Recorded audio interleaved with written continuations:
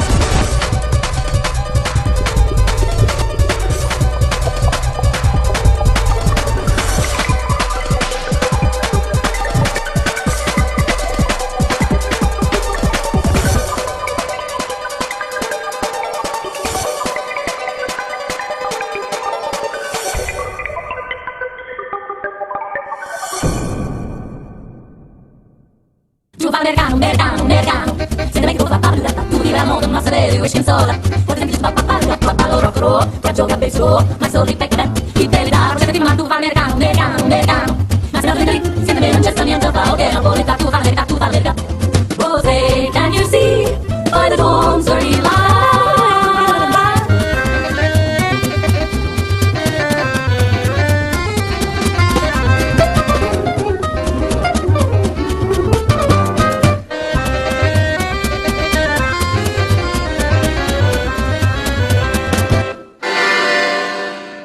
Americano, se te ne ma che lo fa, comuniamo il nostro deve uscire in soda, forse ci tua la palla rock, sa gioca a baseball, ma soldi per me, chi te dà, forse ti ma tu fa americano, ma se ne prende lì, se ne non c'è sta niente, fa ok, ma poi tu fa America. If you want to know the identity of the men who rule the world from the shadows, all you have to do is unscramble the puzzle pieces of the 2012 Olympic Games logo. Yes, many have commented that it looks like a distorted swastika. But if you unscramble the 5 puzzle pieces, you will probably make the intended mistake of thinking the logo is the numbers 2012, which is what you're supposed to think. But look again. The unscrambled logo spells the word Zion, and to make no mistake about it, the Zionist designer dotted the I. Let's be perfectly clear about the meaning of the word Zionist. It does not mean Jew. Zionists are both Christian and Jewish fanatics who believe God's chosen people have a God-given right to the land of Israel. Fortunately, they are in the minority. The godfathers of the Zionist movement not only believe they have a God-given right to Israel, but to the entire globe. Why was the word Zion chosen for the 2012 Olympic logo?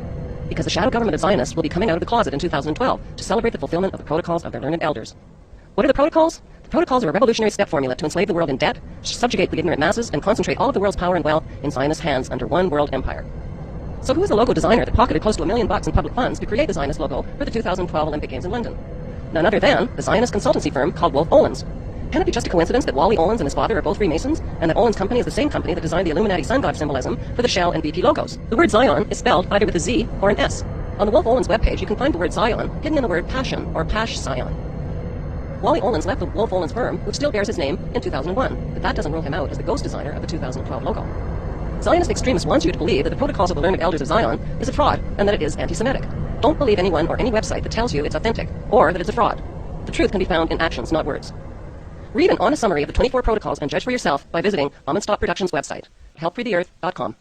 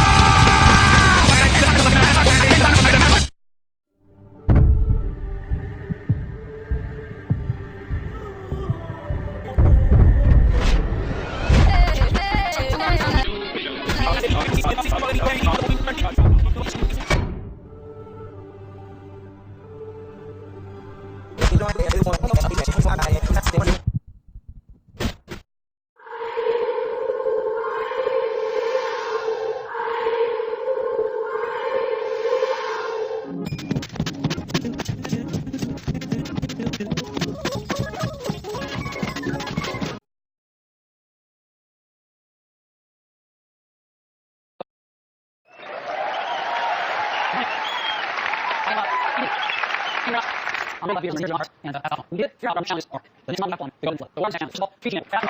Four, we install on one, and last but not least, everybody wants on, we need to make more, and that's it, of course. If you miss, then you pull out in the we're going to go out in and 70 next one, we're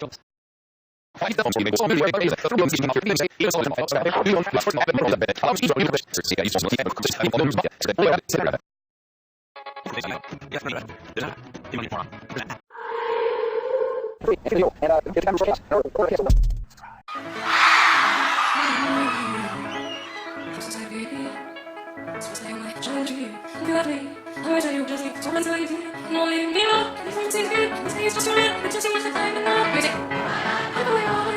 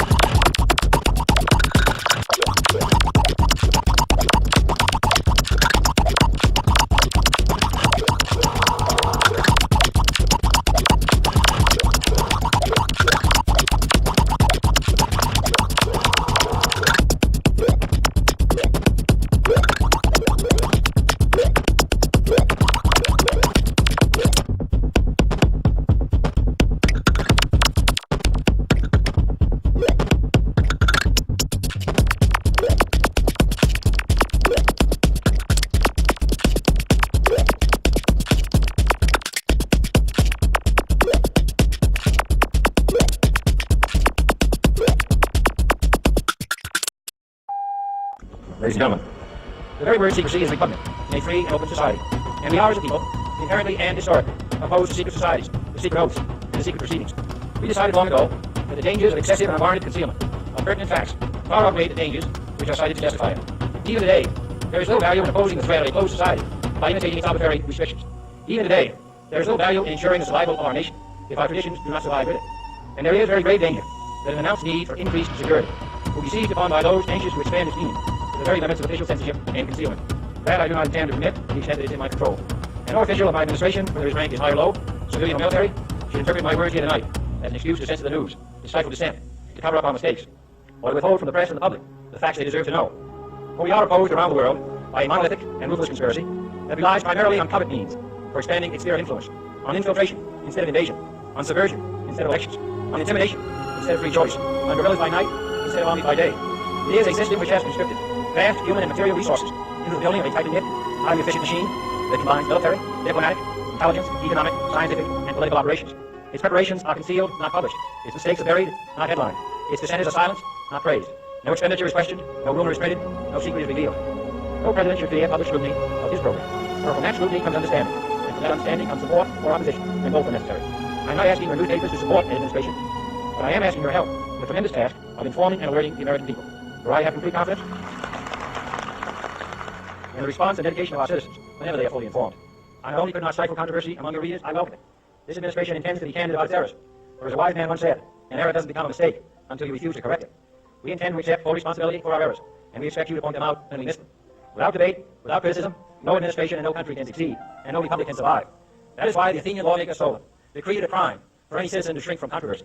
And that is why our press was protected by the First Amendment, the only business in America, specifically protected by the Constitution, not primarily to abuse and entertain, not to emphasize the trivial and the sentimental, not to simply give the public what it wants, but to inform, to arouse, to reflect, to state our dangers and our opportunities, to indicate our crises and our choices, to lead, mold, educate, and sometimes even anger public opinion.